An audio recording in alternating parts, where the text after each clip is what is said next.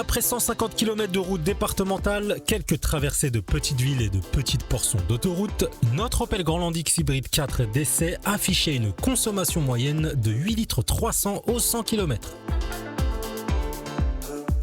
Ce n'était pourtant pas gagné au départ, avec un poids en ordre de marche de 1885 kg, 385 de plus que le Grandland X essence classique. Un lest qui se ressent en courbe avec une prise de roulis sensible. Le train avant conserve sa précision et le châssis sa stabilité, mais l'on sent bien le poids qui tente de nous emmener vers l'extérieur.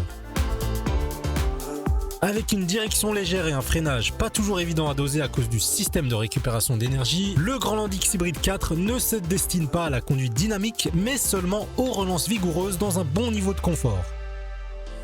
Les sièges certifiés AGR, Association allemande pour la santé du dos, maintiennent bien au niveau de l'assise et offrent une fermeté appréciable sur long trajet. Pour ce qui est de l'ergonomie, la console centrale répartit les boutons utiles avec clarté, des menus intuitifs et une finition sombre, classique mais de belle facture. Les commodos trop inclinés vers le haut représentent la seule petite entrave à la facilité générale de prise en main.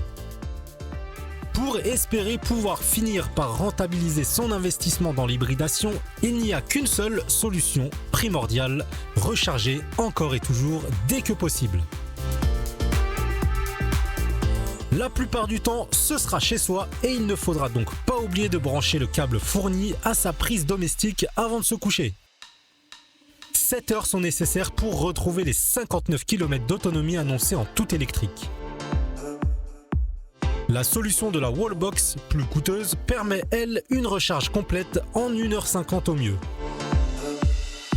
Avec un parcours aller-retour entre son domicile et son lieu de travail de 30 km par exemple, il est ainsi tout à fait réaliste de rouler à l'électrique toute la semaine et économiser de la sorte son carburant.